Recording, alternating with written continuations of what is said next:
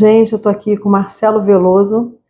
O Marcelo hoje é o diretor do MAR, do Museu de Arte do Rio, mas o Marcelo é um gestor assim, que tem uma longa trajetória, fora que é um querido. Esse vídeo é para falar um pouco sobre a gestão cultural, que é a tua praia, é muito a tua praia. Queria que você contasse primeiro um pouquinho da tua trajetória e como você descobriu a gestão cultural na sua vida. Bom, vamos lá. Eu sou formado em produção cultural pela UF, né? Fui da primeira turma, um curso novo que surgiu ali no meados dos anos 90. E, obviamente, minha ideia era fazer jornalismo, fazer arquitetura, enfim, alguma outra coisa. Quando eu soube o surgimento desse curso, eu me inscrevi porque, desde a época da escola, eu tinha envolvimento, né, com Grêmio e tal, e na realização de eventos, de festas, tal. Eu sempre tive essa participação ali, e era uma coisa que me interessava, e fui fazer produção cultural por conta disso. E aí, o curso de produção cultural foi quem criou sensibilidade, né, me despertou sensibilidade, na verdade, tanto estética, tanto para as artes, né, alguns professores relacionados ao campo das artes, da arte contemporânea particularmente, tal, e para a necessidade de se pensar e estruturar políticas públicas que efetivamente dessem conta do processo de desenvolvimento do campo da cultura, né, e da gestão propriamente dito, mas a gestão do ponto de vista mesmo da administração de equipamentos, tal, isso surge um pouco depois, mas então, o curso foi quem me moldou, quem me despertou o interesse sobre gestão, sobre políticas públicas de cultura e sobre arte. E eu logo comecei a me envolver com essas questões, desde dentro da faculdade mesmo. A gente organizou e criou uma empresa júnior, que existe até hoje lá, 33 produções. Um abraço para o povo da 33, se alguém estiver me vendo. E depois da minha carreira profissional, trabalhar com produção, trabalhei na época como estagiário em produção em produtora, na área musical, trabalhei como estagiário na época na Telemar, que hoje é a Oi, na área de patrocínio cultural, e depois fui trabalhar na área da gestão em projetos, gestão pública em projetos, e depois na gestão cultural na Secretaria Municipal de Cultura, onde tinha sido estagiário lá atrás também, esqueci, na área de produção. Então, a minha vida profissional, a partir daí, ela tem dois caminhos que se cruzam e que se juntam em alguns momentos, né, da vida. Eu tenho um caminho que é exatamente esse lado da gestão de políticas públicas de cultura.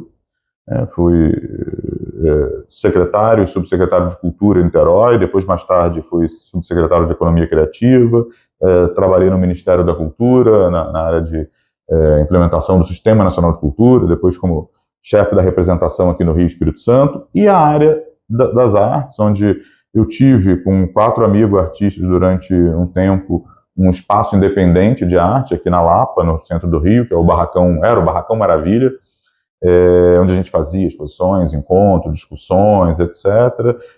Depois o Barracão ele ganha uma configuração de produtora mesmo, onde a gente fazia exposições, fazia atividades ligadas às artes, até que eu recebi o convite para assumir a direção do Museu de Arte Contemporânea de Niterói, o MAC. E foi muito interessante, porque, na verdade, eu estava discutindo, né, a minha chegada em relação a isso era um processo de discussão de modelagem de gestão do museu, né, identificando que a gente tinha algumas questões, pensar em modelagem de gestão e governança, pudesse resolver um pouco uns problemas que o museu enfrentava lá em Niterói naquela época. Nisso acabou surgindo o convite para assumir a gestão do museu. Eu fiquei lá 4 anos, a gente trabalhou muito a questão do reposicionamento do museu na cena artística de modo geral, nacional e internacional, tal. Saí de lá e vou trabalhar, fiquei um tempo lá em Niterói na área da economia criativa como subsecretário, estruturando projetos. Depois eu começo a trabalhar em consultoria, em economia criativa e em processos gerenciais de implementação de museus, na modelagem de gestão de museus, de algumas experiências bacanas, como o Museu Casa Darcy Ribeiro lá em Maricá, lá em Niterói mesmo a gente estava trabalhando na implementação do Museu da Ilha da Boa Viagem, no Museu do Audiovisual, que estava ainda em fase inicial, e outros processos nessa área. Então, minha vida vai se juntando à área de gestão, à área de museus e à área das artes. Elas são caminhos que, por vezes, são paralelos, por vezes se juntam no mesmo trilho.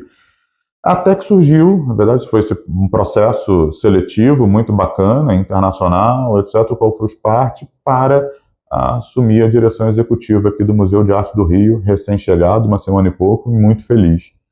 Bom, daqui a pouco você vai levar a gente para conhecer um pouquinho aqui. Vambora. Marcelo, agora eu queria que você explicasse para a gente o que faz um gestor cultural e se existe alguma diferença entre os termos produtor cultural e gestor cultural e os principais desafios de um gestor cultural hoje. Interessante sua pergunta, porque lá atrás eu falei, fui cobaia do primeiro curso, eu e outros colegas, primeiro curso de produção cultural do país, um termo que ainda não era conhecido. Inclusive teve uma situação curiosa que ao longo desse período, né, eu estava na UF, teve uma novela da Globo de grande repercussão na época, cuja personagem principal, interpretada pela Malu Mader, era produtora cultural. Era dona de uma empresa produtora e tal. Então foi um momento em que o termo produtor cultural, né, a função, a profissão produtor cultural, ela ganhou um pouco de conhecimento, se tornou notória. Então as pessoas não sabiam o que fazia um produtor cultural. Imaginava que o produtor cultural era um artista. Afinal, quem produz na cabeça, no senso comum, então, quem produzia a cultura era o artista. E não é exatamente isso. Mas a gente, na faculdade, essa foi uma discussão que pegou a gente, obviamente, uma hora que a gente falou, não, produção cultural não é o termo que dá conta da atividade, porque a produção está muito ligada aos fazeres do dia a dia tal, e a gente está trabalhando em processos gerenciais, e a gente foi pesquisar, né? Fomos na época não tinha Google ainda, mas fomos para os dicionários, tal, e a gente viu que, na verdade, os dois termos são similares, não importa muito, tudo parte de uma construção social, uma construção política, né? Uma construção do sentido que a gente começa a dar aos nomes. Então, obviamente, o que acaba ficou um pouco consagrado ao longo do tempo é que o produtor, em geral, ele exerce uma atividade mais associada a um projeto cultural ou a um desenvolvimento de implementação, de fato, de uma atividade cultural, etc., né? Enquanto o gestor, ele é um nome que está mais atribuído a quem está responsável pela gestão de um equipamento, de uma empresa, né, relacionada à área da cultura. Mas, ao fim e ao cabo, você tem atividades obviamente diferentes, você está gerenciando um projeto, está gerenciando um equipamento, por vezes você lida com um processo gerencial de pessoas no equipamento, que nem sempre você tem num projeto. Um projeto você trabalha lida mais com fornecedores mesmo, pessoal. No equipamento, depende do tamanho do equipamento, você tem uma quantidade maior de pessoal, menor de pessoal, você tem um processo de planejamento que é diferente. Se eu estou no museu, eu preciso necessariamente ter um processo de planejamento a médio e longo prazo, de programação, de exposição, um teatro, um planejamento um pouco mais curto, mas também tem esse processo todo gerencial, você tem gerenciamento de equipe, você tem relação, dependendo da dimensão e da função que você exerce naquele equipamento, com fornecedores e tal, e o produtor está mais associado a esses processos. É um planejamento de execução de um projeto, de etapas. Então, são funções que têm muita similaridade, exigem um planejamento, exigem uma capacidade de diálogo e de articulação muito bacana. Existe necessariamente um conhecimento do processo cultural, da atividade cultural e artística, mas que tem o senso comum, né, o uso atribuiu a eles sentidos um pouco diferentes a partir do locus, a partir da atividade de fato, né, a qual está envolvido. E aí me conta o principal desafio do gestor cultural hoje. Conseguir dinheiro, né? Eu acho que quando a gente fala de cultura, tudo. Você ter um bom planejamento, tudo você precisa ter uma perspectiva, de fato, de dinheiro, de finanças, para conseguir dar conta da sua atividade. Mas eu acho que é isso. Eu acho que o principal desafio, quando a gente está falando eu estou falando de gestão, estou falando de gestão de políticas públicas, gestão de grandes equipamentos, né? Ou seja, quando a gente senta e se relaciona e negocia com outras pessoas que não são necessariamente relacionadas ou afetas ao mundo da cultura e da arte, e as pessoas entenderem que cultura ela é um direito, está previsto na Constituição, o direito nosso à fruição, o direito nosso à expressão, o direito a acesso a essas manifestações culturais de modo geral, a preservação, salvaguarda do patrimônio cultural, enfim, são direitos. Mas ela também é uma estratégia de desenvolvimento econômico, social, né? Portanto, o campo da cultura é um campo de economia. E a gente fala de economia cultural, de economia criativa, que gera emprego, não só emprego direto, mas que movimenta, né, uma cadeia produtiva gigantesca. Então, eu acho que o grande desafio hoje que a gente tem é ainda conseguir sensibilizar, né? Por exemplo, na administração pública, você tem que sensibilizar os gestores que estão responsáveis pelo planejamento orçamentário, pela execução orçamentária, muitas vezes os próprios chefes de executivo, etc., da importância estratégica de se investir em cultura, para além das questões da importância da cultura e da arte, de modo geral, né, mas entender que ela também compõe um campo de desenvolvimento econômico, de geração de emprego, de geração de renda. Então, esse é o grande desafio. E, para tanto, a gente tem um desafio aí que é essencial, que é gerar dados. A gente é um campo que dificilmente você tem pesquisas relacionadas a mapeamento, a diagnóstico desses setores. A gente tem algumas, mas é um processo relativamente novo, de 15 anos para cá, e que nem sempre ele tem um aprofundamento no território, porque a gente está falando de um campo profissional, de profissionais, de pessoas que atuam, de atores que atuam profissionalmente na área, que nem sempre está dentro de um ambiente de formalidade, né? É um campo que ainda é muito informal.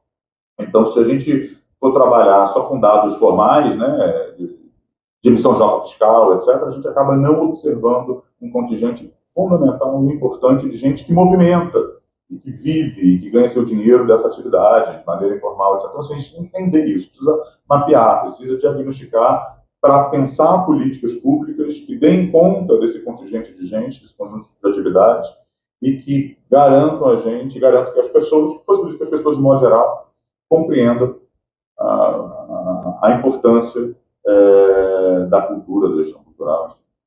Obrigada, Marcelo. Agora leva a gente um pouquinho para conhecer o seu museu. O meu não. O Museu do Rio e do Mundo. Opa! Vamos lá, Marcelo. Opa, gente, a gente tá tomando o tempo do Marcelo aqui, mas ele vai levar para a gente fazer um tour rápido. Esse é o museu, a gestão do museu, ela é feita por uma organização. Qual é? Esse museu, a proposta de criação do museu já sempre, desde sua origem, é que houvesse uma organização parceira da prefeitura, esse é o museu do município do Rio de Janeiro, mas que tivesse uma constituição parceira responsável pela gestão do museu. Tanto o Museu de Arte do Rio quanto o Museu da Manhã, eles seguem esse modelo. E desde dezembro de 2020, quem está responsável pela gestão aqui é a OEI, a Organização dos Estados Ibero-Americanos. É um organismo internacional, uma atuação, como diz, na Espanha, Portugal e na América hispano-hablante e Brasil, na América Latina de língua espanhola e portuguesa, que desenvolve um conjunto de ações e de projetos no campo da cultura, no campo da educação, da formação, ciência e tecnologia, e que assumiu, aqui foi um desafio muito interessante, de assumir o Museu de Arte do Rio, e que hoje ela tem outras atribuições nesse mesmo campo. Lá em Salvador é responsável pela gestão de 3 equipamentos de cultura, como a Casa das Histórias, a Galeria do Mercado Modelo, e está trabalhando conjuntamente com os governos na implementação de 2 outros museus também, um lá em Vitória e um no Rio Grande do Sul. Então, é isso, mas é uma parceria em colaboração com a Prefeitura da cidade do Rio. Muito bacana, então vamos lá. Aqui é a administração. Nos andares de cima, tem uma coisa curiosa desse museu, são 2 prédios, esse é um museu, escola, e é uma escola-museu. Então esse é o prédio da Escola do Olhar, a escola do museu, e o outro prédio é o prédio do pavilhão de exposições. Bom, falei, a gente tem 2 prédios aqui, né? Esse prédio que a gente estava, que é o prédio da Escola do Olhar, que é um prédio modernista, que aqui embaixo tem esses pilotis que levantam o bloco do prédio, onde funciona a administração, funciona a Escola do Olhar, funciona a nossa biblioteca, e na biblioteca tem uma galeria que é dedicada principalmente para a exposição de novos artistas, que é um projeto já que o museu desenvolve há algum tempo, e o outro prédio, que é o Palacete, que é o pavilhão de exposições, onde ficam as nossas galerias e exposições principais. Aqui atrás, você vê essa marquise, aqui era um pão de ônibus. Então a implementação do museu, ele ocupou essas 3 instituições diferentes, né? Um prédio moderno, um prédio antigo e construir esse espaço, um espaço que embarque de vivência, sempre tem, final de semana tem sempre preocupação. A história da arte é a história da cidade, como dizia o Argan, né? O MAR tem isso, ele é um museu de arte do Rio. Então, assim, o nosso acervo é um acervo que tem um forte núcleo de arte contemporânea, sem dúvida, mas tem trabalhos de várias épocas, tem um acervo documental muito forte, tem um acervo bibliográfico também, de publicações muito grande, e é um acervo do Rio sobre o Rio, ou que perpassa o Rio de alguma maneira. Isso, ele tem essa atribuição, essa função. É um museu que é do Rio, para o Rio, e que lida muito proximamente com as pessoas do território aqui, né? Essa região central, Gamboa, Saúde, Providência, a gente articula, tem uma programação e uma relação, um trabalho que a gente realiza com os vizinhos do mar, né, vizinhos aqui da região, que chama Pensa, eles ajudam a gente a pensar o museu.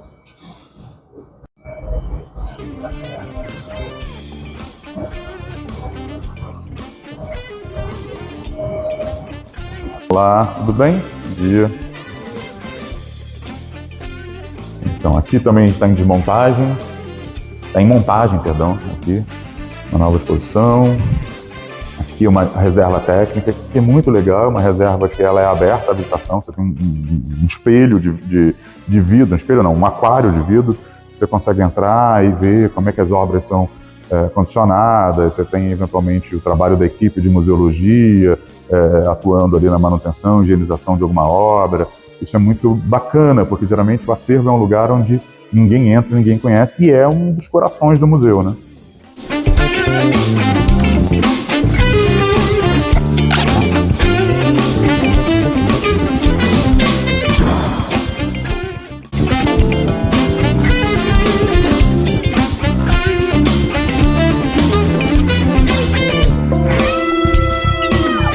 Rapaz, foi morto por uma ação.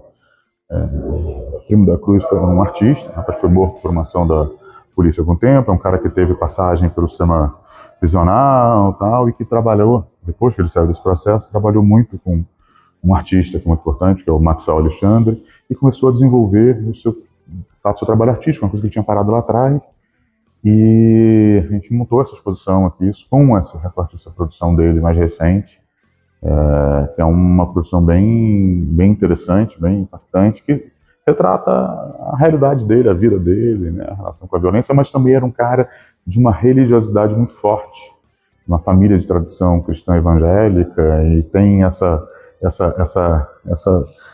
relação, né, essa dicotomia aí entre os princípios religiosos e a violência na qual ele estava envolvido, etc. É uma exposição bem forte, bem importante. Aqui Elisa Martins, que é uma artista de tradição mais popular,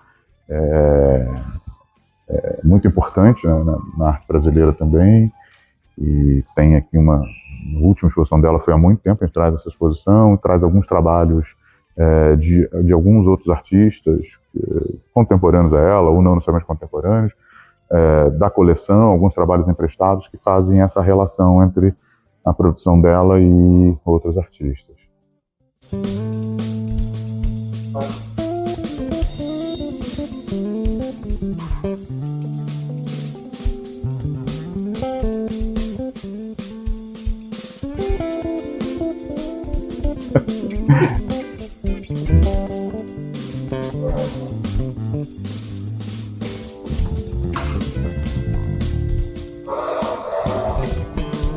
Tá desmontando já aqui em cima. Olha. E aí, tudo bem? Olá. Olá. E aí, beleza? Tudo bem? A Lu, ela é professora do programa de Comunicação. Da campanha eu vi isso. A gente tava dançarina aqui, ela dançando lá embaixo, tá saindo da exposição, estamos gravando também junto. A campanha de quando abriu a exposição foi muito bacana. Foi essa dançarina que chegou para o museu trazendo funk, dançarina de funk e tal. E agora, como ele vai para a França, então ela sai do museu, ela pega um táxi e vai para o Galeão. É exatamente. Bacana. E a gente está fazendo essa captação agora. Mas, já que a gente está falando de produção cultural, você vê aqui um conjunto de profissionais Você vê a equipe da museologia, que está fazendo acompanhamento, fazendo laudo das obras todas, que vão ser embaladas. A gente tem ali o pessoal da equipe de montagem, são todos profissionais em montagem e tal, todo mundo utilizando luva. Na montagem, a montagem é um processo maravilhoso, porque além da coordenação da equipe curatorial, para indicar onde vai ficar, você tem equipamentos para garantir, né, que tudo seja dentro do esquadro, tudo perfeito. Você tem no processo de montagem a equipe que pensa a tipografia. A desmontagem é um pouco mais simples. Aí você vê que tem, olha, refletores para garantir a iluminação, para poder fazer o laudo de maneira adequada. Vamos fazer um passeio aqui? Vamos. Já que está autorizado, Ah.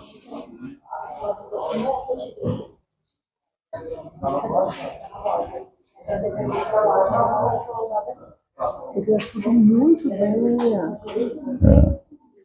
Isso é muito mágico.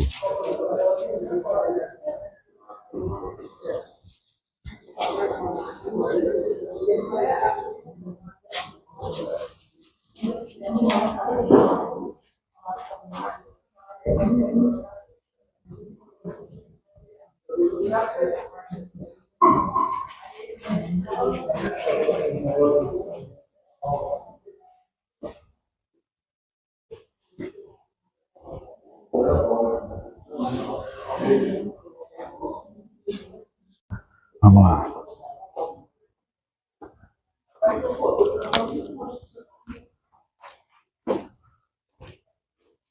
Viu?